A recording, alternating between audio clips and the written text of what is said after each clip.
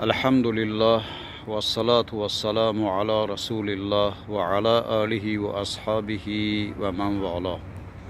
اما بعد، السلام عليكم ورحمة الله وبركاته. سامعین گرامی و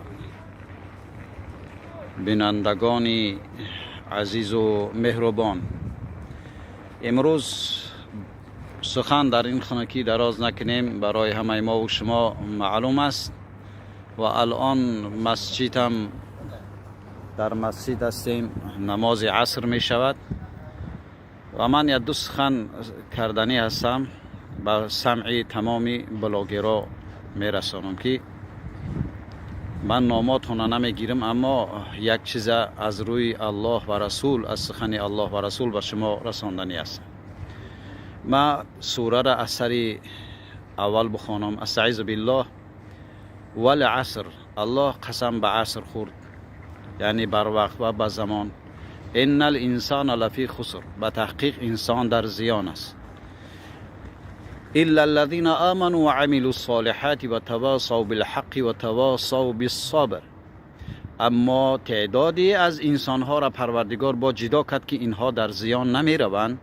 کسی به الله ایمان میاره و عملی صالح میکنن و یکدیگر را تاکید میکنن به حق و به صبر. در این سخن الله و رسول که شما صاحب ایمان و ادعا دارید که الحمدلله که عملاتون به خاطر الله انجام دهید، اما وقتی عملاتون به خاطر پروردگار انجام دهید، این سخن الله را بشنوین که و تواصوا بالحق و تواصوا بالصبر. برای شما من التماس میکنم که سومی که مردم برای حاجی کامران دادن، یعنی با لقب حاجی کالیه، سوم در حاجی کامران برسانید. برادر اهل اسلام، در سوم او خیانت نکنید. حقوق نداره که سوم در صغیر خانه ها بتیه.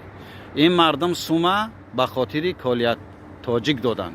سوم همون مردکه، مردم خیر کردن. خیری که به یک کس میکنه، او خیره به زوری شما نگیرین، در دیگه کسا نتین. این حق ندارین. ما قربانی صغیر خانه ها شیم. ما برای هم قرار دعا میکنیم در حق تمامی راهبرایی که نسبت صغیر خانه ها جگرسوزی میکنن. نه که این حق اونا نیست. شما حق به حقدار برسانین. وقتی ادعا میکنین حق به حقدار میرسانیم، والله قسم این سوم کالی است. شما حقوق نداره این سوم بگیرید در صغیر خانه ها بتید. از شما خواهش میکنم که خودتونه، کسانی که این مشورت هم میتیه که سوم در صغیر خانه ها بتیه، شما دهن مردم به بالای خطونک شویه. فهمیدین؟ اگر کسی که همین سوم به صغیر خانه ها را بتیه، تماشا کنین چه شرمندش میکنن در یوتیوب. برای گپ میشوه. اگر کسی که این سوم به خاطر کالیت تاجیک بتیه، اگر خواب پدر کالیت تاجیک میبره، او را چیکار میکنه نمیکنه، خواب فریب مینه، خواب فرزندش میبرورن نمیبروره، که یگان گپ نمیشوه. برای چی گپ نمیشوه؟ برای این سوم مردم مهاجر برای همین کالیت تاجیک جمع کردن. چیزی هست نیست سوم در صاحبش برسانه. برادر اهل اسلام، از شما خواهش میکنم. من در این موضوع با گپ میزنم. خواه در سوم در یتیم خونه میروه، خواه سوم در دست کالیت تاجیک میزنه، که ما با برای شما با سخن میگیم. والله نمیفارم به یگان تد خفگی کنم و یگان تد زیخی کنم، اما این سخن الله و رسول من مجبور که دست بگم. یا ایها الذین آمنوا اتقوا الله و قولوا قولا سدیدا. استعیذ بالله. کسانی به پروردگار ایمان داره حقیقت بگه. بنابراین از شما خواهش میکنم که سوم به حاجی کامران بتین. شما نه به مشورت همه بلاگرها، نه همه بلاگرها حق نداره ایرا بگیره برای در یتیم خانه بتیه. شما را الله این حقوق نداده است و مردم هم این حقوق نمیتین. تو برادرای اهل اسلام، برای هم قرار سه چهار کسا نشه، یک کس فریب نکنه و یک کس هم گپی سه چهار کسا نگیری. همه مشورت کنین، سوم در حق داد برد، در همو آدم حق کی سومگیری داره در همو برسونش. بله در اویلای کامرانش بتین، بله در پدرش بتین. کامران کدام محله که ایدرونی محبس اجازت داد که همه حق من بره در صغیر خانه ها بتیه، شما او حالت حقوق داره. شما به مشورت کامران نمیتونه سوم او را بگیری به صغیر خانه ها را بتیه.